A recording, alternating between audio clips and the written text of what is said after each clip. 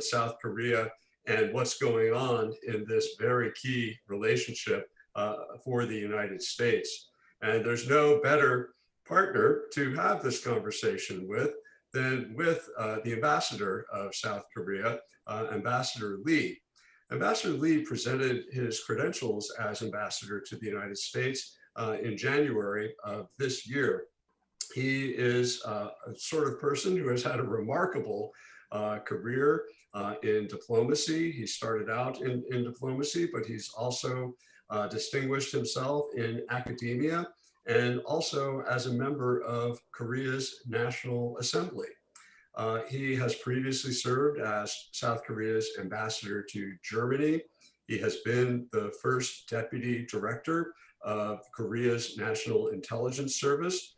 And more recently, he's been a member of the National Assembly assigned to the Foreign Affairs and Unification Committee.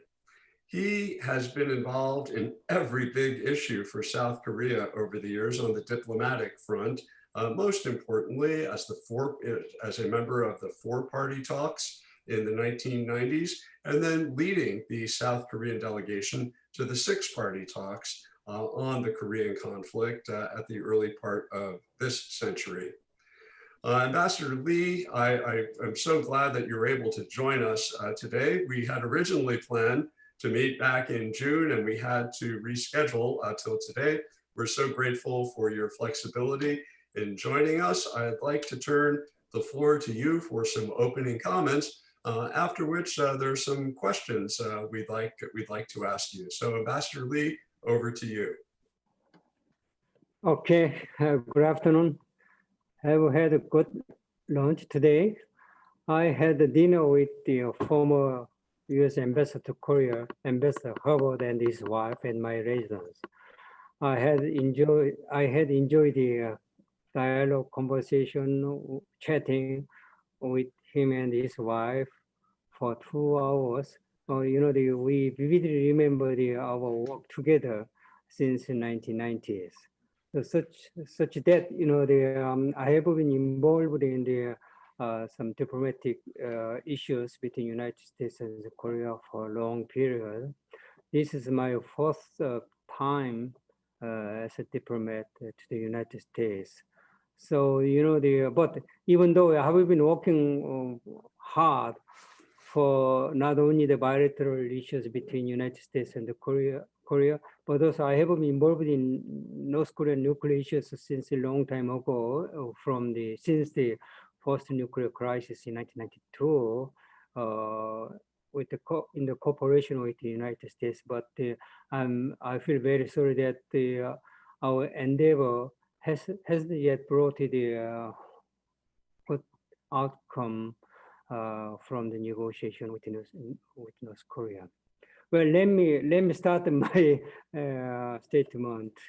I'd like to read out this prepared text, to avoid some misunderstanding by the journalist that have happened several times after my delivery of this kind of statement. Some journalists made the exaggerated or the overestimate my statement. So today, I'm relatively very conservative about expressing my opinion on several issues. Anyway, Ambassador Moore, the University of Virginia community, and the East Asia Center, thank you for inviting me here today. It is my pleasure to see Ambassador Moore and the entire audience. I've noticed several parallels and similarities in our careers. We both been involved in nuclear deals on North Korea and Iran. He served as the acting Undersecretary of Political Affairs while I was the Deputy Foreign Minister. With both of our involvement in the world of academia, you could say that we are both scholar practitioners. For me, it is a special occasion to have this conversation with Ambassador Moore and the UVA community. Of course, UVA is not only famous for its beautiful campus, It has a long-standing connection with the diplomacy, as many of the founders of the university, including Thomas Jefferson, James Madison, and James Monroe, played pivotal roles in shaping early American foreign policy.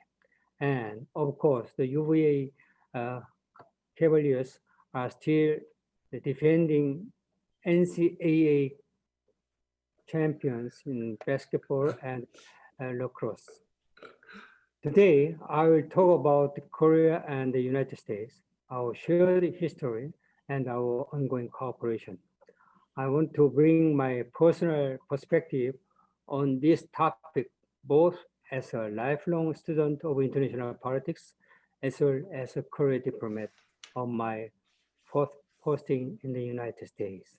I first served in the Korean mission to the United States, United Nations in the late 70s, and then again in the 90s.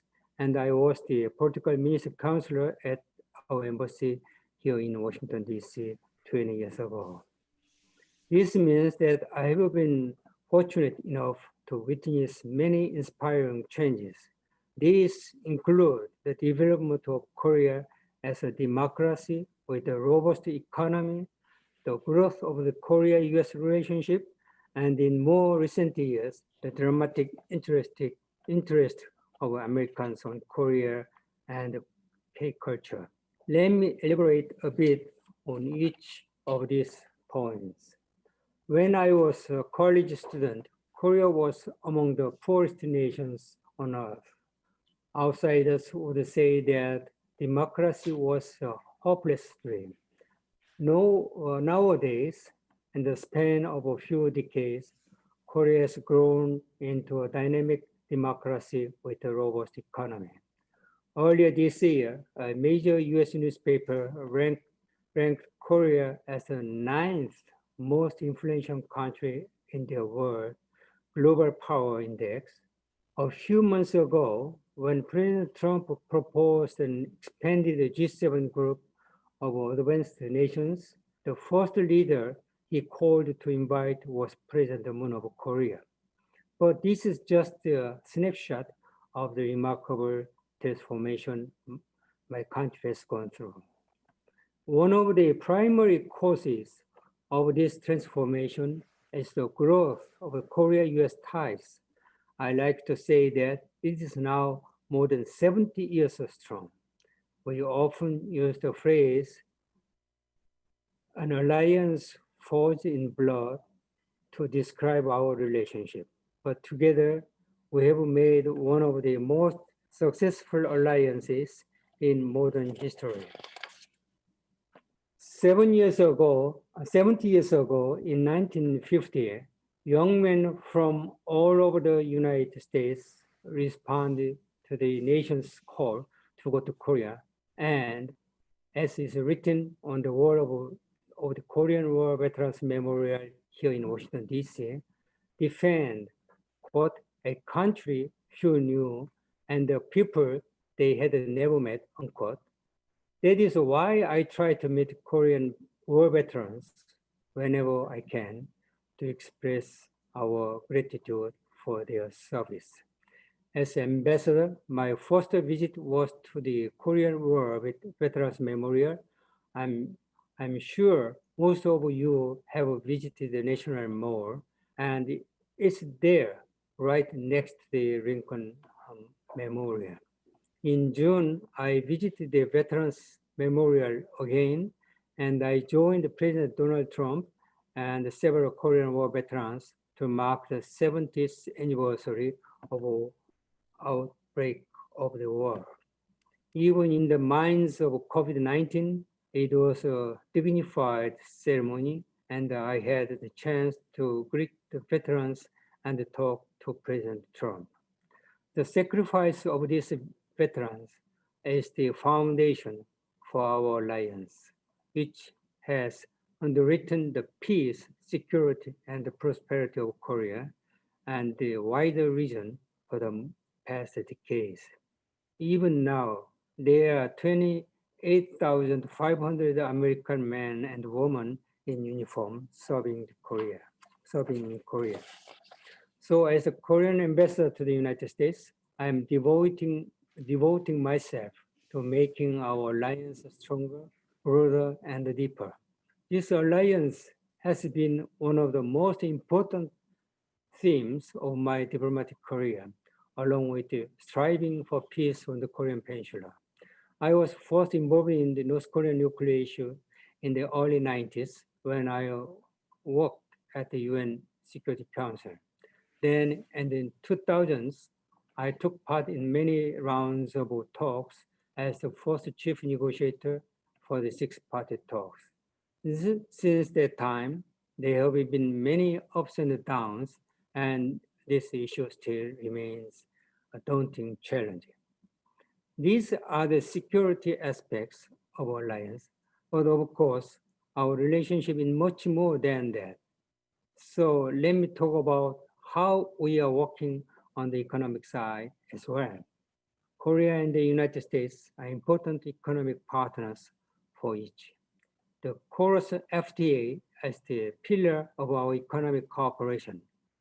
Free trade has benefited both countries so much that the United States is now Korea's second largest trading partner, and Korea is the US sixth largest.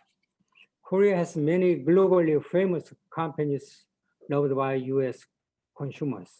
I'm sure all of you will know their names, and many of you are actually using their products. Our relationship is also strong on the investment side, which is significant from a longer term perspective. The US is Korea's number one inbound investor. For Korean companies, the US is the largest investment destination. They are making cutting edge investments in IT and R&D, automobiles, and energy. As Korean, we have a proud tradition of innovation. You may know the story of King Sejong and the invention of Hangul, which is often called the most scientific alphabet. That tradition continues. For many years, Korea has been ranked first in the Bloomberg Innovation Index. And the Koreans have been using that spirit of innovation in dealing with all sorts of challenges. The recent COVID-19 pandemic is a case in point. The tracing and testing method we pioneered has helped us check the spread of the pandemic. And drive-through testing, which first began in Korea, has been adopted in many other countries, including the United States. In fact, since the early days of the pandemic, we have partnered with the United States to defeat the virus. The current adversity has given Korea and the United States the chance to work in new areas and in new ways. Our collaborations has been exemplary. When the virus first hit Korea early this year, we immediately coordinated closely and kept our borders open. When the virus hit the United States, Korea helped supply the US with the testing kits and the medical research to help the United States flatten its curve. We donated 2.5 million masks, including 500,000 for Korean war veterans. We have worked with the state governments to fight the pandemic. In addition to the federal government, we are still assisting each other, including by sharing our experience on how to run an election during the pandemic, as Korea successfully did in April. Unfortunately, no single country is completely free from COVID-19, and its end is not yet in sight. Still, the pandemic has demonstrated that the Korea-US alliance can rise up to face unforeseen challenges, that we can count on each other as friends and partners, and that we can deliver tangible benefits to both our peoples. This brings me to my final point, the deepening friendship between our peoples. This is important because both Korea and the United States are democracies. Like the United States, the Korean Constitution begins with the phrase, "We the people." And fortunately, the people of our countries share a friendship, not just our governments. For example, the, the Pew Research Center conducted a poll of more than 20,000 people from 25 countries in 2018 and asked their views on America. Korea certainly stands out. According to that poll, over 8% of Koreans view the US favorably. In most other countries, the number is more like 50%. This is borne out in action as well as words. On a per capita basis, there are far more Korean students in the United States, higher education institutions than from any other countries in the world. In terms of total numbers, Korea comes third after China and India, countries with much larger populations. By studying in the United States, Korean students get an even better appreciation of the United States and Americans than earlier generations were ever able to. I believe that many of you at UVA will have seen friends and classmates from Korea bringing in abundant ideas and energy. What's great about these people-to-people exchanges is that they can work both ways, enriching everyone in the process. This is also true for cultural exchange. For many years, American movies and the music have been popular in Korea. These days, Americans are also digging deeper into K-culture. You probably know director Bong Joon-ho's award-winning Parasite and the BTS. Maybe there are ARMY fans with us today. My American friends often tell me that best show was on Netflix and are Korean shows. And when I speak to young Americans who have been to Korea, they love the energy, dynamism, open and the innovative spirit indicative of Korea. 2 months ago, the New York Times decided to relocate its digital news office to Seoul, which was the most attractive city in the region for them. I wasn't very surprised because a Times reporter had recently dubbed Seoul as capital of the 21st century. I totally agree. As ambassador, almost every day, I get to hear great stories of Korea and the United States ties going from strength to strength. I could go on much longer, but I think I should leave some time for questions. So as I close, let me make one observation. Our shared experience teaches us that Korea-US alliance has been the strong foundation for our peace, prosperity, and friendship for the past 70 years. In my experience, modern history has taught us that an effective alliance is a comprehensive alliance which partners embrace cooperation across the board, from security, economics, and trade to culture, values, and politics. The key to extending our alliance in the decades to come is to make sure it is a comprehensive relationship that is always being nurtured, not only by our governments, but by the friendship, goodwill, and shared values that connects the hearts and minds of Koreans and Americans. So I feel confident that our relationship our alliance will remain special for our two countries in the years ahead. If you have any comments or questions, I'm happy to discuss them. Thank you for your attention.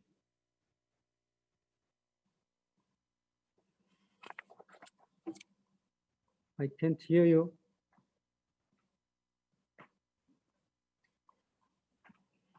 Sorry, Ambassador Lee, thank you very much for that excellent overview of the very special relationship that we have between the United States and Korea. And I was saying to our colleagues before you joined that when I was still working for the State Department, I had the opportunity to visit Seoul 5 or 6 times over the past few years.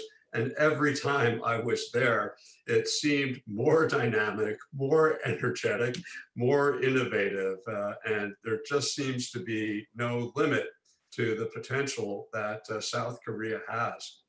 You will know that President Trump, of course, has been heavily involved in Korean diplomacy issues. We'll talk about it a little bit more later.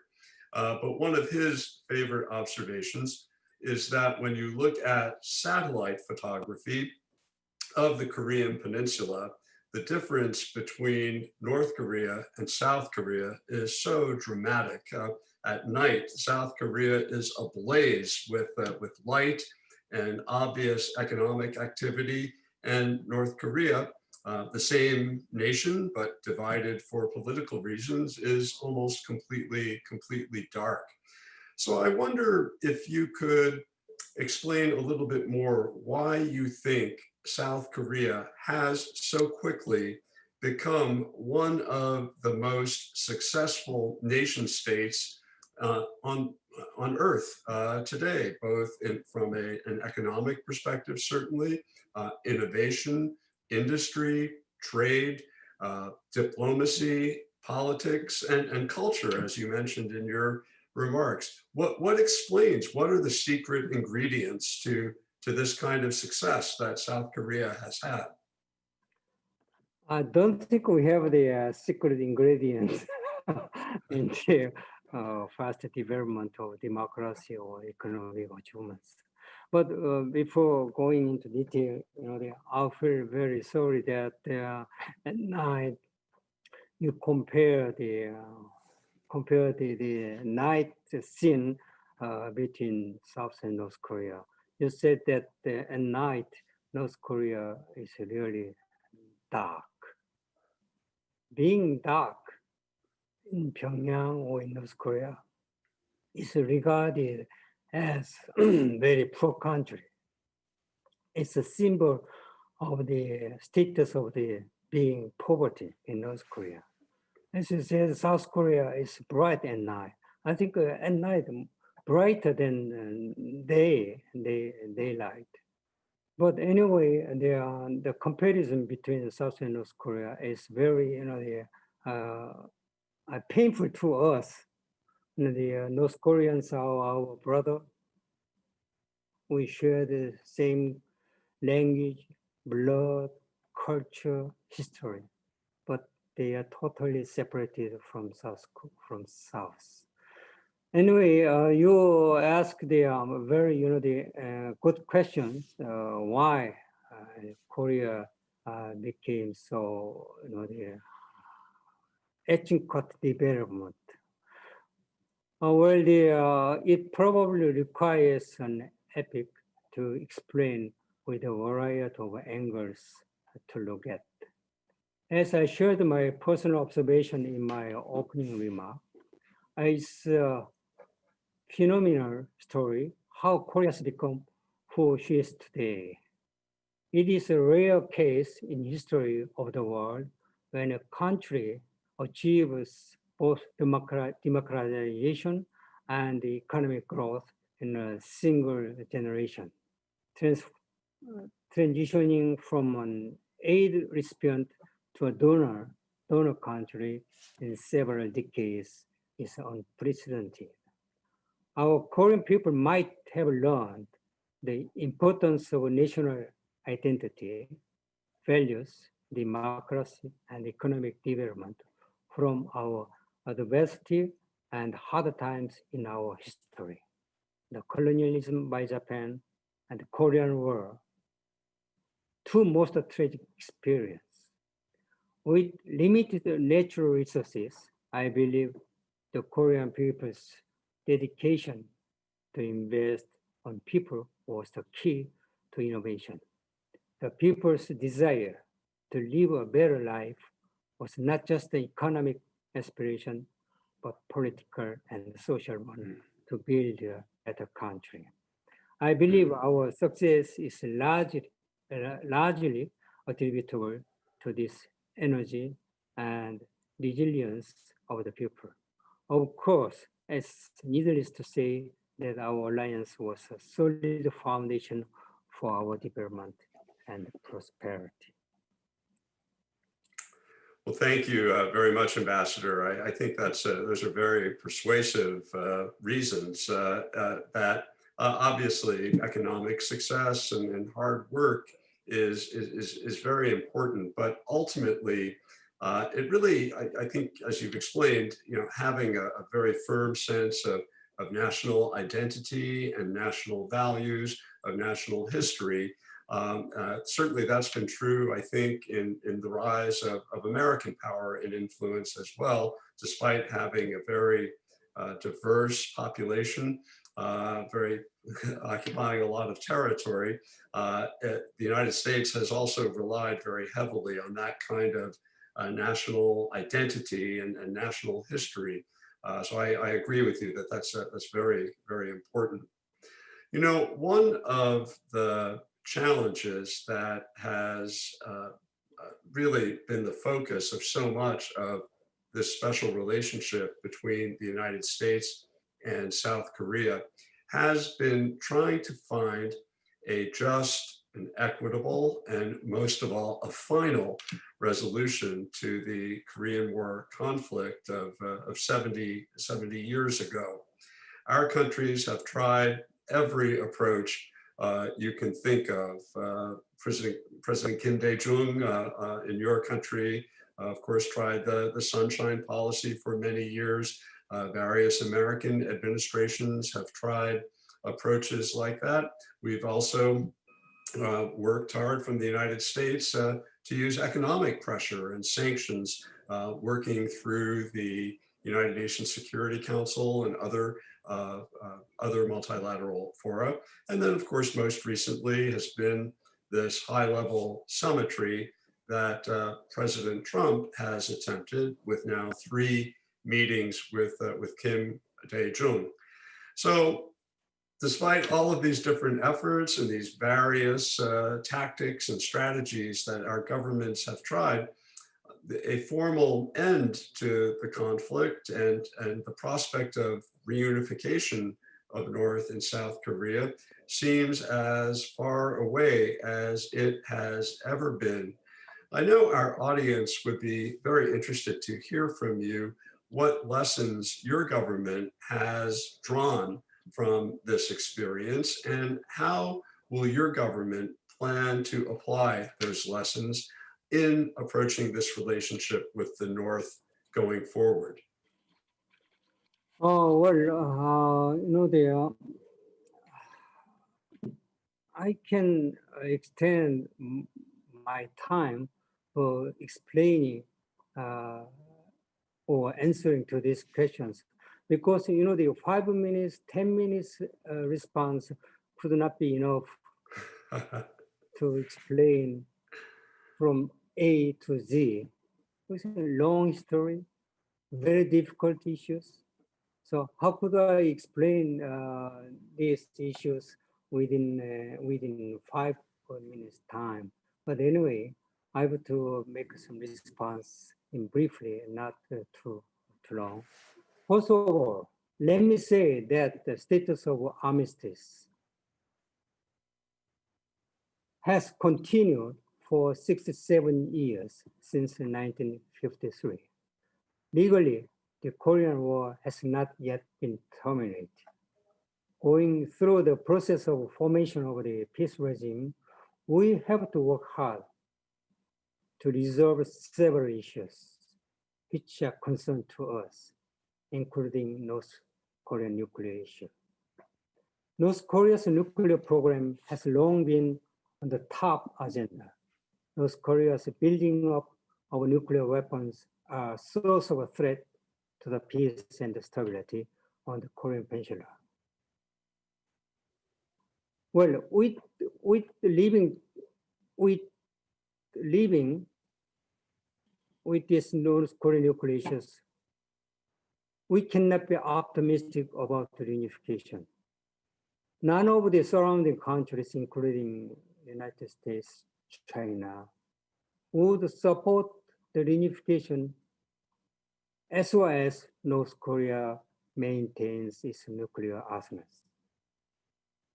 It's clear.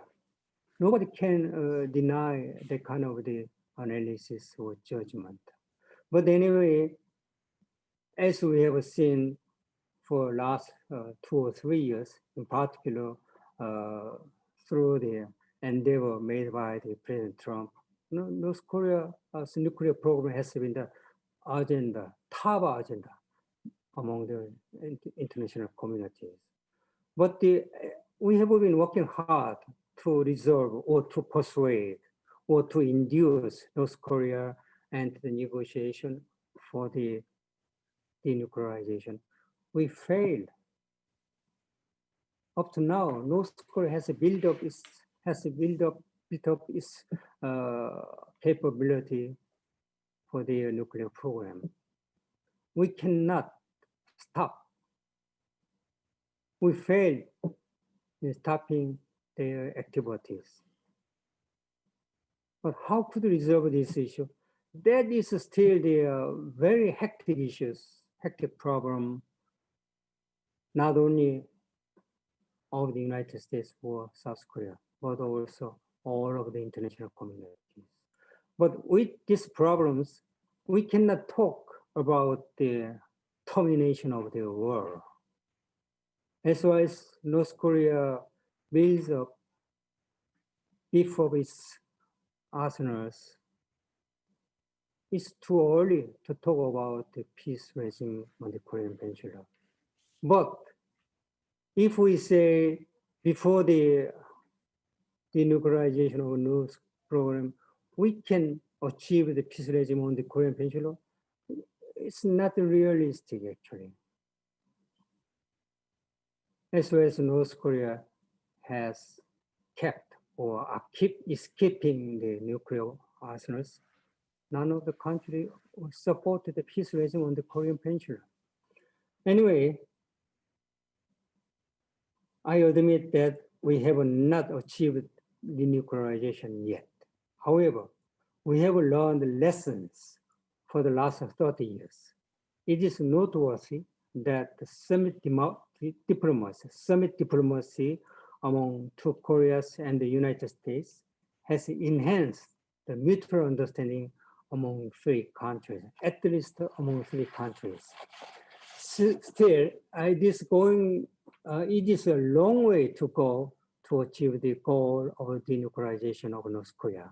We have to continue the dialogue, persuasion, and the negotiation or inducement of North Korea for the resolution of the North Korean nuclear program.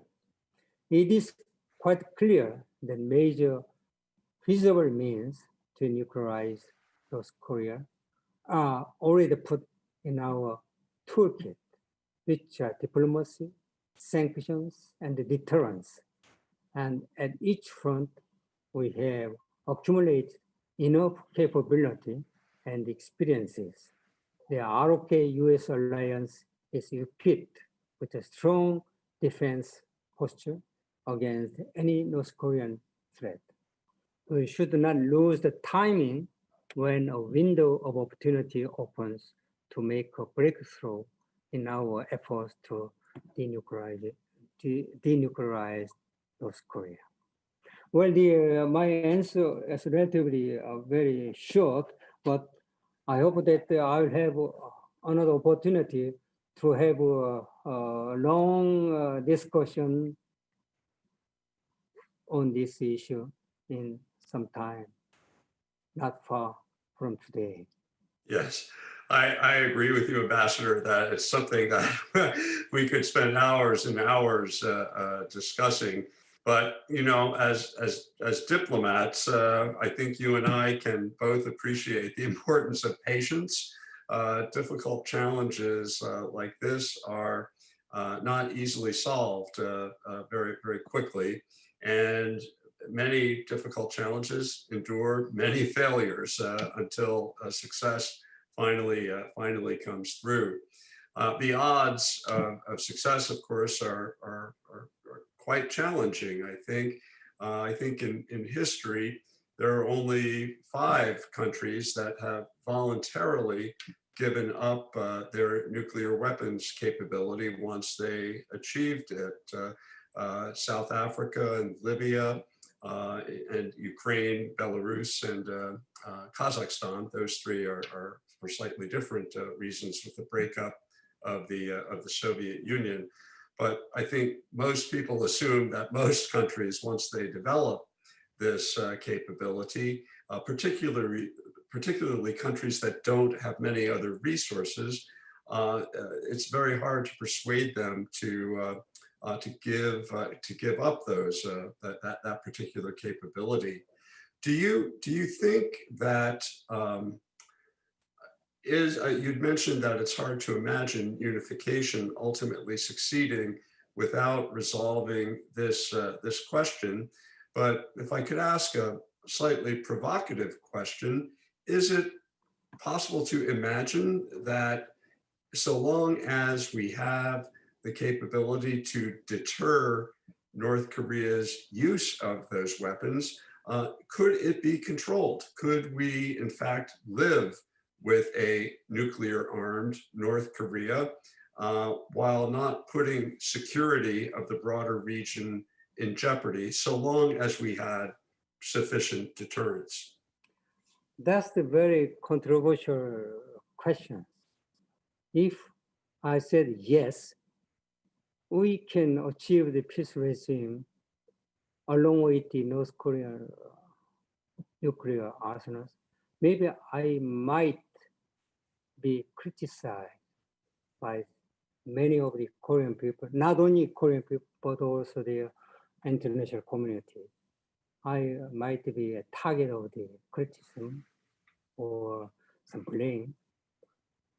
Well, for the time being, we have some conviction that as well as North Korea has the nuclear weapons,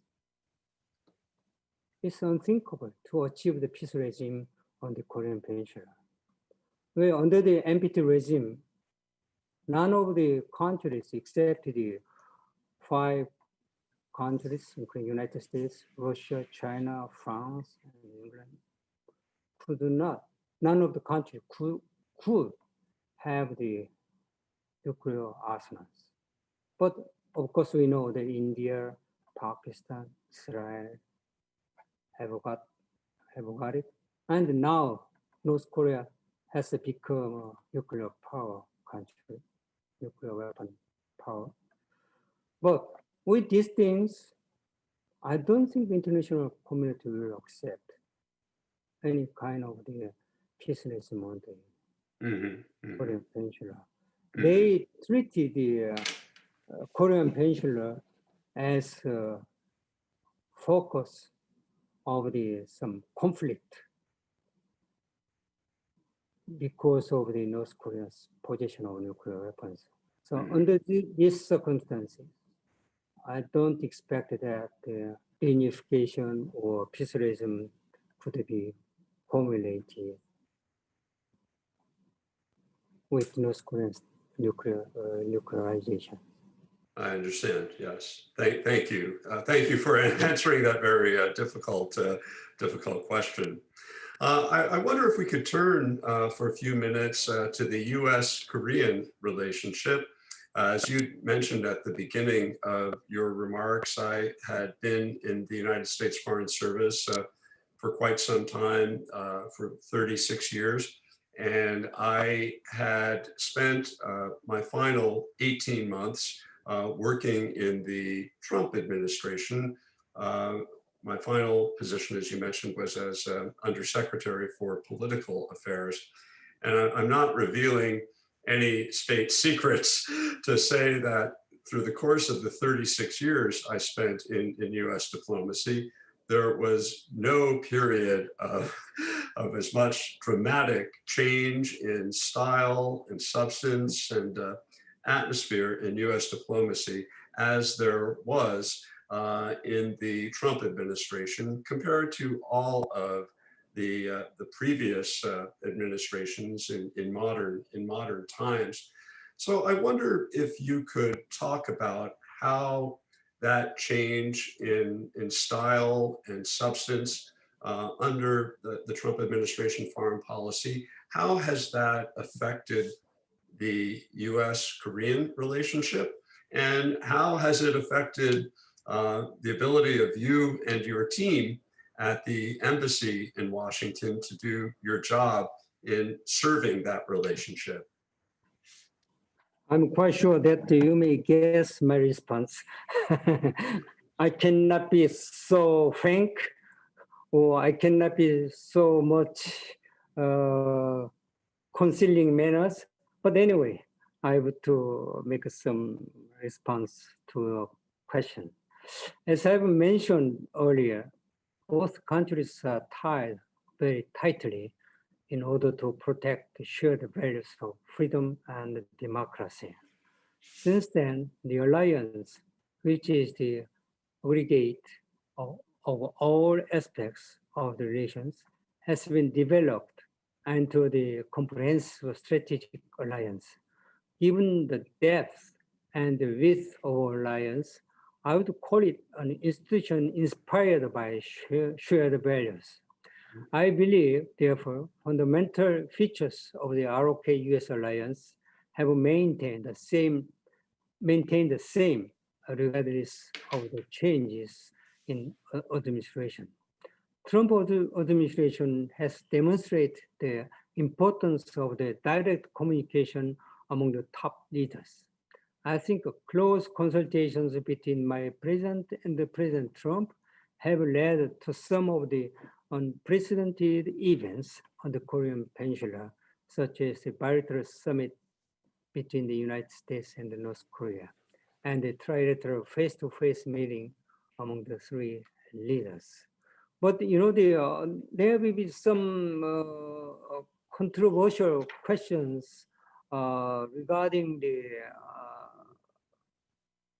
President Trump's administration's policy towards allies. When the President Trump announced the reduction of American soldiers in West Germany, you know, there are some huge amount of the discussions on this issue. Same thing, some of the people are scared or feared whether that kind of the decision could be made in South Korea. I mean, some possible reduction of US soldiers from South Korea. But I can, you know, very positively respond that it could not be done within, you know, before the election, something like that. And in reality, it's not so easy to reduce the US soldiers from South Korea without any consultation between the two governments. But anyway, you know, this kind of things have happened in the United States. So we are very much cautious about any kind of possible debate or possible raising of these issues on the possible reductions of the soldiers from South Korea. But I can, you know, formally say that I don't think they are starting. I mean, the U.S. administration is considering any reduction of soldiers from South Korea. That's my, you know, personal belief and judgment about that. So in general, the alliance between United States and Korea is strong enough to say that we are still very strong in terms of the alliance between United States and Korea.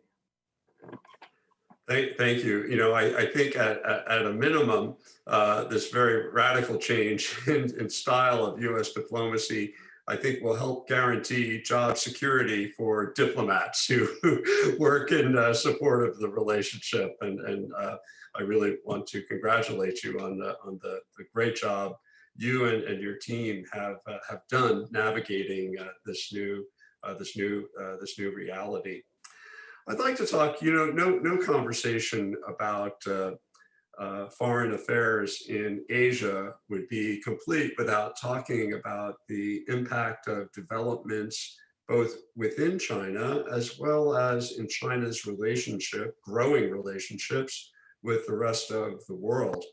After pretty much uninterrupted growth in the relationship between the U.S.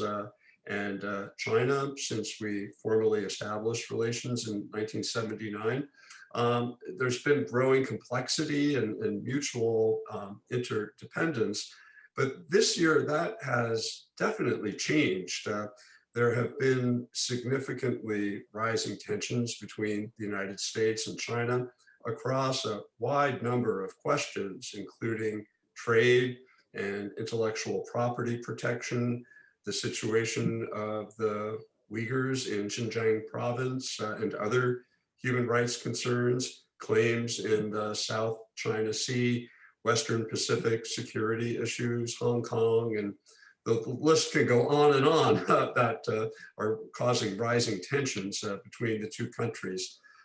There's also, this is, I think, a bit disturbing for people who watch the relationship, a growth in hostile and very nationalist sounding rhetoric on both sides of the Pacific. So I wonder what, there in Seoul, your compatriots are right in the middle of all of this. What impact have these trends had on South Korea's interests? Well, this question is very, the dangerous question to me. I'm sorry. If I respond in this way, but from that angle, I might be criticized. If I am talking from the right side angle, then I would be criticized by the left side angle. So I should be very cautious, but not because of the misunderstanding of the US policies, not because of the alliance relations between United States and Korea, but also because of some sensitivity of Korea towards China.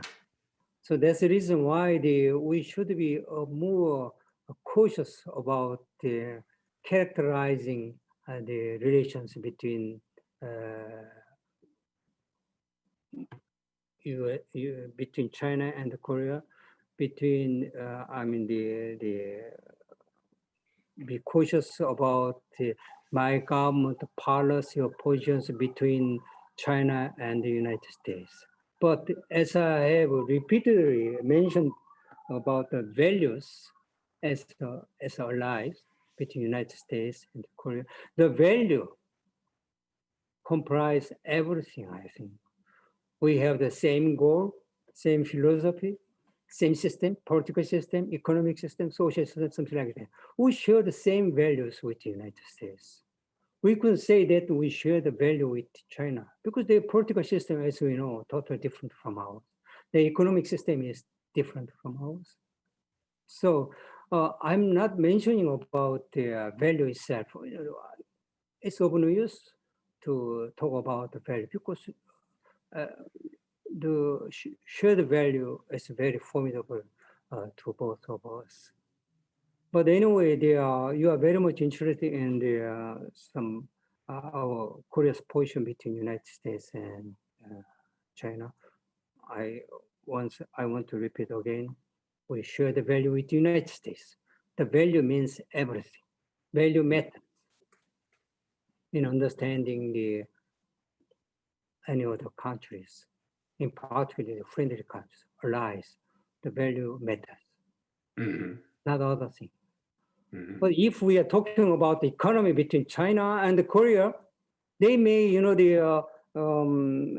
they some of the critics try to put the importance of the China and United States to uh, South Korea equal. No, it couldn't be equal.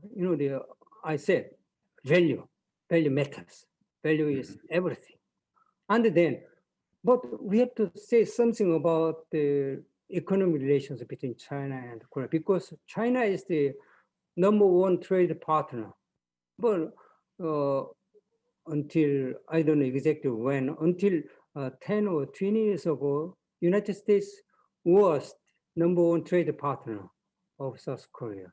But now, China has become a number one trade partner. So we have to concerned about this development in terms of the trade between two countries and the proximity and the Chinese influence over the North Korea. So we are always trying to pay a kind of the attention to the policy of China towards the South Korea or towards the Korean Peninsula. That's the reason why when we are talking about the relation between China and the United States, between United States and China, we are talking about our position. But once again, I want to make it clear that United States is our ally, share the same values. We have the same goal, without doubt. But anyway, both as a Korean ambassador to the United States and in my personal capacity, I have a great deal of interest in the United States-China relations, as I believe that the dynamics of our two countries will have an influence on important issues involving the Korean Peninsula and the world. Indeed, many countries on the globe are paying close attention to the dynamics, hoping for the more stable and cooperative U.S.-China relations. The Korea-U.S. alliance is the backbone of our foreign policy. For the reasons and history I explained in my opening, our relations serve as the linchpin of peace and security of the Korean Peninsula and is a promoter of our mutual prosperity. In the meantime, China is in geopolitical proximity to Korea. The fact that two countries share the border, it gives us the idea that and the relationship, there have been ups and downs dramatically.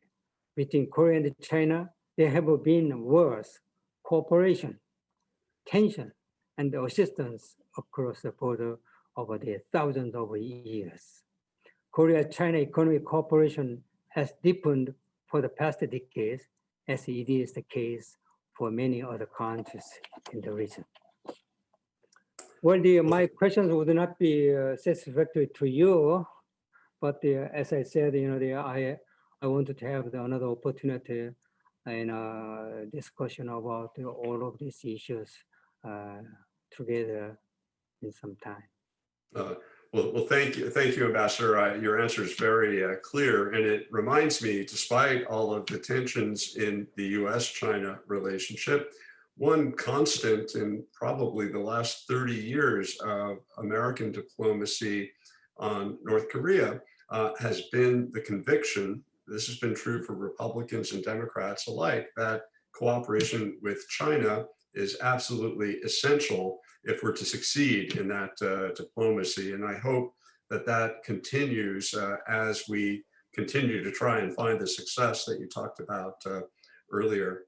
I think we have a few minutes, sir, if you don't mind. I'd like to turn the floor to one of our really great students here at UVA, Alana Kweon, to pose a question for you.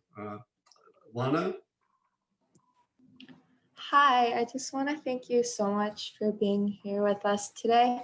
I had a question about Japan and South Korea's relation. How do you expect Abe Shinzo's recent official resignation will impact Japan and South Korea's relationship? Well, I expected that kind of question, Dana. But I'm ambassador to the United States. I'm not the ambassador to Japan, and I'm not the member of the officials at the headquarters in Seoul. So I refrain myself from making any comment on the new prime minister. I don't know whether he is officially elected today, but I heard that the prime minister candidate could be elected today. But anyway, we know that the relations between between Korea and Japan has not been good during the terms of Abe Shinzo. But I hope that the new prime minister, Japanese new prime minister, could have the more flexible in dealing with the affairs between Japan and Korea. Since a long period, Shinzo Abe has maintained a how could I say? I could say a kind of the non-friendly attitude towards Korea, but the new prime minister would change as a basic position or attitude towards Korea. It could be changed after his inauguration as a prime minister. The relations between Korea and Japan is not easy to resolve because this issue is the history issues. Usually, the history issue could not be resolved so easily. But we have been so patient in waiting for the kind of some expression about the history under the colonialism by Japan for 60 years until 1945. So anyway, not only to resolve the history issues, but also for the resolve the pending issues between Japan and Korea could be resolved sooner or later after the new prime minister comes into the office. Well, thank you, Ambassador. I wonder if we could trouble you for just one very short question from Professor Lee, and then we'll let you go. Thank you. Thank you again, Ambassador Lee, to have this event.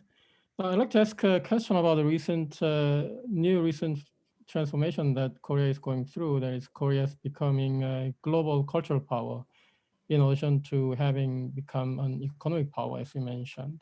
So just a few weeks ago, the Korean music band BTS single Dynamite ranked #1 on Billboard Hot 100. So could you comment on their achievement and on the recent Korean cultural achievements, such as you mentioned, the movie director Bong Joon-ho's achievement last year with the Oscar Awards? What do you think brought this cultural transformation? Well, both of us are Korean, so we are very proud of our recent development in the field of the culture. Are you really proud of this Korean culture, Professor Lee? Yes, I am very proud of my heritage. Until quite recent, we were talking about the security, democracy, economic development. But nowadays, Americans are more interested in the K-culture, including the K-pop, K-movies, K-dramas, etc. Even K-classics. In Washington D.C., as we know, in Kennedy Center, there have been many performances by Koreans, including the jazz, classic, symphony, and classic dance, etc. We are very proud of these cultural events here in the United States. And as I said, many Americans have been watching the Korean movies as well as Korean drama. Even though there are many, dramas which I will never appreciate, but the Americans ask me whether I have chance to see those kinds of the dramas or movies. Americans know better than I about the Korean culture already. I'm very proud. As I said, until a few years ago, we were only talking about the politics and security on the Korean Peninsula. You are concerned as scholars, always you are talking about the security situation on the Korean Peninsula. Now, from the young generation to the older generation, they are talking about the Korean culture. So I wanted to expand the field agenda of the embassy's work. Should be diversified. I mean the diversification of our work at the embassy. So quite recently, I told my staff members to have some contact with the professors, American professors, who study the Korean culture. Then I will support that kind of project. So I think we are now talking with some professors, American professors at some universities.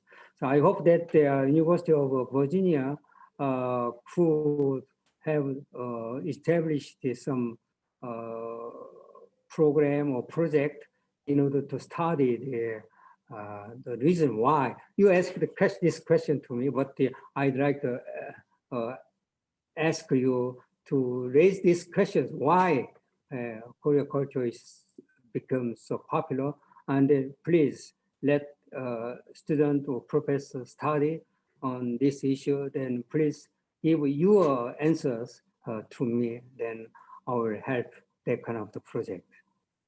Please contact with our, the public diplomacy section chief, then we are prepared to help in a very if I may add to one thing is the University of Virginia, in fact, is a host of Virginia Film Festival, annual Virginia Film Festival. From this year, in the fall. Oh, in the fall. Yeah, but from this year, the office, consulate office, is going to support this showing few Korean movies. I don't know. We could provide you with this without charge. I don't know, but anyway, I will do my best.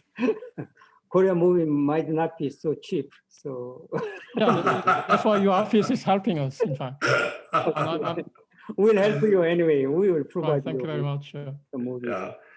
Well, Ambassador, thank you very much. In fact, Professor Lee took one of my closing talking points. Our director of the Virginia Film Festival, which happens every October or November, would love to get his hands on Korean movies and Korean directors and Korean stars. And so we look forward to following up with your embassy going forward to see if we can more regularly feature Korean culture. Yeah. We would love to do that. And maybe, we've tried all these other efforts to advance our interests in North Korea. Maybe we should collaborate more on the cultural side. Maybe that will be the magic ingredient that contributes to some success.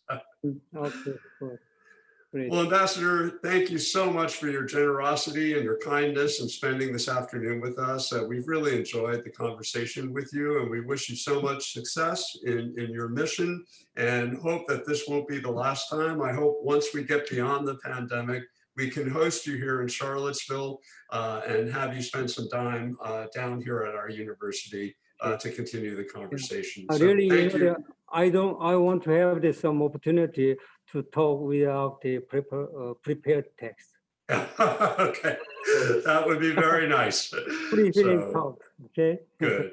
Okay. All right. Well, thanks to our audience. Thanks to you, Ambassador, and to all of our panelists. Thank you very much. Okay, Stay bye-bye. healthy and Have a keep good well. day. All right. Thank you very much. Bye-bye.